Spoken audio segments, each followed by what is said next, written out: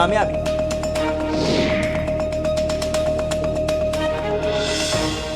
आदाब नाज़रीन, मैं हूं रहमत कलीम। सुर्खियों के बाद खबरें तफसीलात के साथ। आम बजट पेश किया जा चुका है। आम बजट में आपके लिए क्या ख़ास था?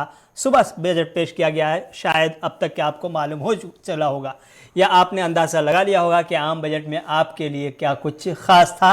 नहीं मालूम हुआ, नहीं अंदाज़ा लगा पाया तो थोड़ी देर और मेहनत कीजिए, ज़रूर आपको मालूम हो जाएगा कि आम बजट में आपके लिए ख़ास क्या था। लेकिन मजमूई तौर पर जम्मू कश्मीर को इस बजट में क्या मिला है वो हम ज़रूर आपको बताते हैं। और आपको बता दें कि मरकजी बजट 2023-24 में आज जम्मू कश्मीर के लिए 35,581 करोड़ रुपये मुख्तस किए गए हैं, जिसमें ज़्यादातर मरकज़ के ज़ेरे इंतज़ाम इलाके के लिए मरकज़ी इमदाद के तौर पर हैं। बजट पेपर्स के मुताबिक जम्मू कश्मीर के लिए 35,581 करोड़ रुपये मुख्तस किए गए हैं, जिनमें से 33,923 करोड़ रुपये मरकज़ी इमदाद के बतौर हैं। ये मुख्तस बजट मौजूदा माली साल के लिए 44,538 करोड़ के नज़रसानी शुदा तखमीना से काफ़ी हद तक कम है।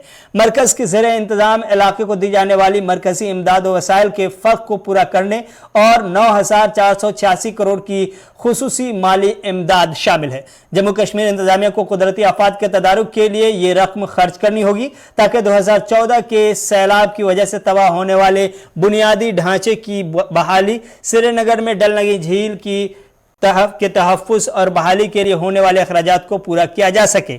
ये funds 624 megawatt hydro electric project, 800 megawatt Ratle hydro electric project और 540 megawatt Kwar hydro electric project, Jhelum Tawi field recovery project और जम्मू कश्मीर में इंफ्रास्ट्रक्चर प्रोजेक्टों के लिए वसाइल के फ़र्क को पूरा करने के लिए खर्च किए जाएंगे। ये जम्मू कश्मीर के बजट का लुब्ब-ओ-लुबाब है और बुनियादी तौर पर जो खाका तैयार हो पाया है वो ये है। इसमें आम शहरी को, जम्मू कश्मीर के शोबे तालीम को, शोबे सयाहत को और दिगर जो सेक्टर है उन सेक्टर को क्या कुछ मिलने वाला है ये बहुत जल्द आपके सामने साफ हो जाएगा। लेकिन जम्मू कश्मीर के लिए जो बजट मुख्तस किया गया है उस पर LG मनोज सिन्हा ने जम्मू कश्मीर की तरफ से मरकज़ी वज़ीर मालियात निर्मला सीतारमन का शुक्रिया अदा किया है और कहा कि जो आम बजट पेश किया गया है वह आम बजट न सिर्फ ये कि हिंदुस्तान की पायदार तरक्की और मुस्तकबिल में रोशन मुस्तकबिल के रास्ते पर तेज़ी से गामज़न होने वाला बजट है, बल्कि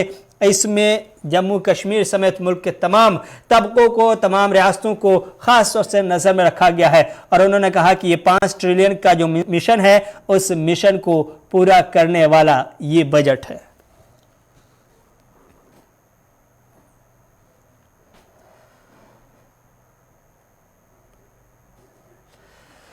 वादी कश्मीर में सरकारी अराज़ी से कब्जा हटाने की मुहिम जारी है और बेशतर अजला में अब तक बड़े पैमाने पर कार्रवाई अंजाम दी जा चुकी है। इसी कार्रवाई के दौरान आज लाल चौक श्रीनगर में वाक़ आफ्ताब मार्केट में इंतजामिया ने एक्शन लिया और करीब 25 दुकानों को सील कर दिया। खबर है कि यह तमाम अराज़ी जिन पर यह दुकानें तामीर थी सब के सब माइग्रेंट लैंड है जिस पर शरपसंदों ने कब्जा कर रखा था। ये इंतजामिया की जबान है। डिवीजनल कमिश्नर कश्मीर के हुक्मनामे में कहा गया है कि प्रॉपर्टी, दुकानें executive magistrate first class Srinagar south के हाथों सील की गई है, जिनके हमरा SHO मैसूमा और दीगर महकमों के अफसरान मौजूद रहे। इस कार्रवाई के दौरान दुकानदारों ने अपने कागजात भी दिखाए, सफाई भी पेश की, दुहाई भी दी, लेकिन फिर भी उसका कोई असर नहीं हुआ और इंतजामिया ने 25 दुकानों को लाल चौक पर सील कर दिया।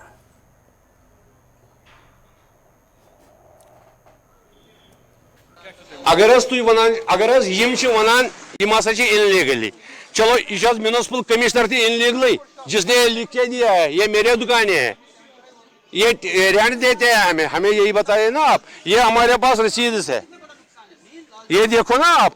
अगर हम इनलीगली बैठे हैं, म्यूनसिपलिटी कैसे रेंट लेती है फिर हमें बताए ना। 90 ये म्यूनसिपलिटी की है, 1972 से हम इसका रेंट देते हैं।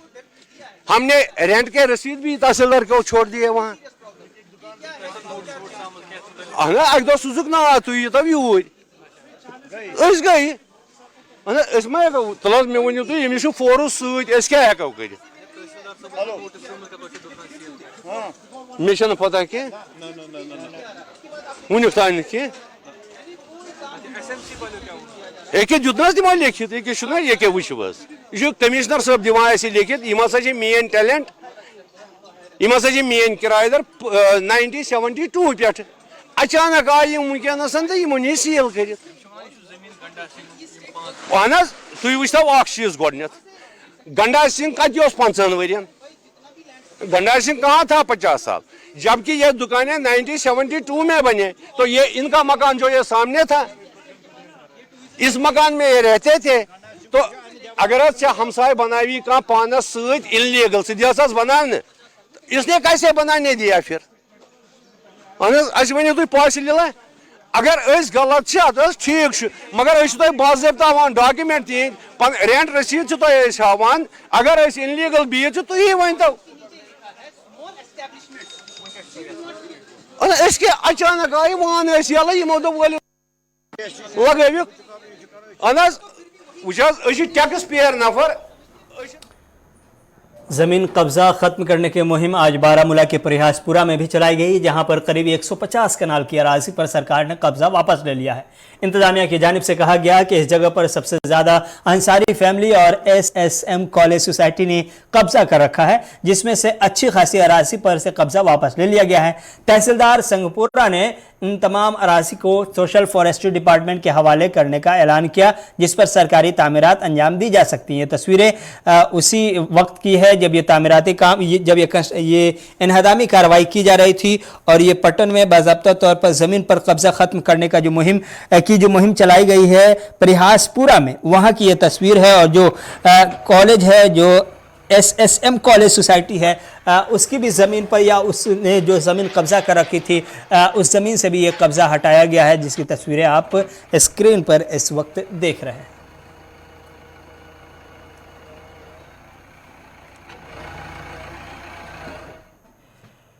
मेंढर में इंतजामिया की तरफ से नाजायज़ तजावुज़ात के खिलाफ कार्रवाई शुरू की गई। ये कार्रवाई बस अड्डा पर हुई, जिस दौरान सिक्योरिटी के सख्त इंतजाम किए गए थे।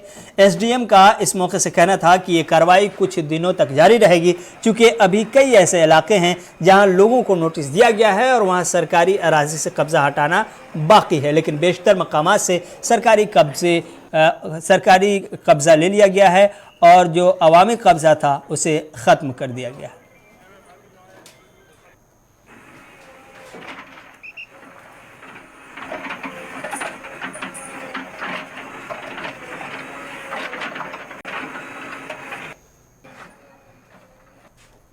एनक्रोचमेंट जो वेस्टर्न एरिया मेंढर में स्टार्ट हुआ, तो मेन हमारा मकसद यही है कि जो गवर्नमेंट की लैंड है, स्टेट लैंड है, उसको वागज़ार किया जाए और लोगों के यूज़ में लाया जाए। तो आज लगभग हमने कुछ 6-7 स्ट्रक्चर जो हैं वो गिराए हैं, तो लगभग कोई जैसे 3 कनाल के करीब ज़मीन जो है हमने खरीद की है आज स्टेट लैंड, जिसकी अगर वैल्यू लगा लो लगभग 6 से 7 करोड़ रुपये वैल्यू बनती है।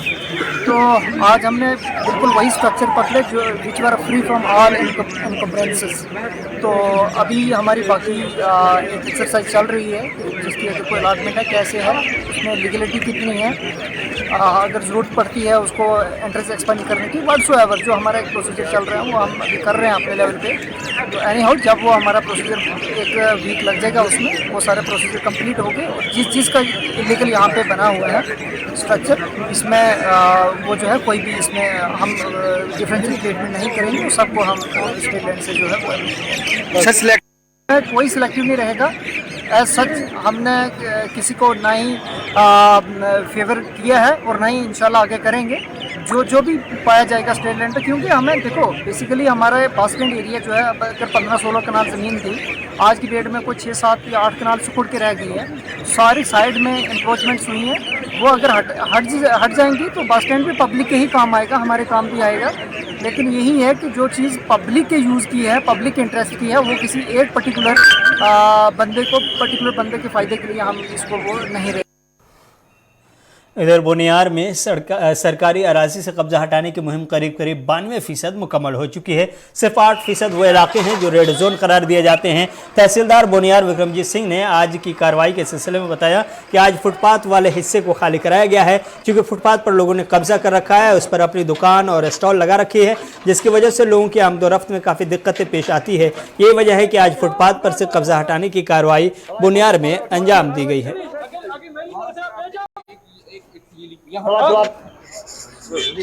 कैसे हो?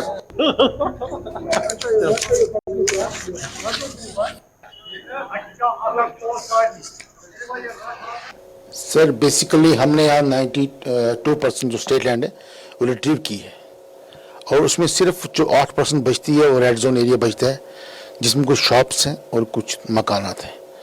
आज हमने जो स्टेट लैंड रिट्रीव की उसमें फुटपाथ और रोड की मतलब वाइडनिंग करनी थी, क्योंकि लोगों ने मतलब फुट स्टेयर्स वगैरह या स्टेयर्स बनाई थी रोड पर, जिससे लोगों को चलने में परेशानी होती थी।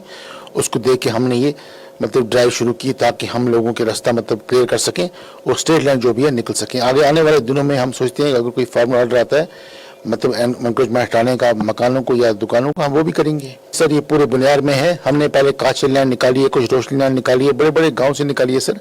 अभी मार्केट का कुछ एरिया था जो हम निकाल रहे हैं, अभी थोड़ा एरिया हमारा रह गया है 5 से 7% जो हम निकाल लेंगे। तो यहाँ 11,000 कुछ कुनाल थी, जिसमें सिर्फ 10% मतलब 8% रह गई है और बाकी निकाल दी गई है सर।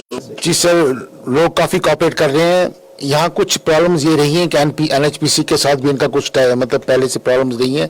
कुछ लोग जब NHPC बना वो यहाँ बस गए हैं, कुछ लोग स्टेट में बसे हुए हैं, तो बाकी वो हमने देखना है कि कौन से लोग यहाँ बसे हुए हैं और क्या करना है, उस हिसाब से हम इनको मतलब निकाल रहे हैं, जिस हिसाब से उन्होंने इलीगल किया और लोग कोऑपरेट कर रहे हैं सर, लोग समझ रहे हैं इस चीज़ को। सर बुनियाद की आवाम बड़े कोऑपरेटिव आवाम है, बड़े पुरसमूर लोग हैं। मुझे ये मैसेज रहेगी कि अगर इलीगल किसी ने कुछ एनक्रोचमेंट किए वो अपने आप इसको चीज़ को छोड़ दें। हम उनको वादी कश्मीर में आज कई सड़क हादसे पेश आए हैं, बताएंगे एक छोटे से ब्रेक के बाद।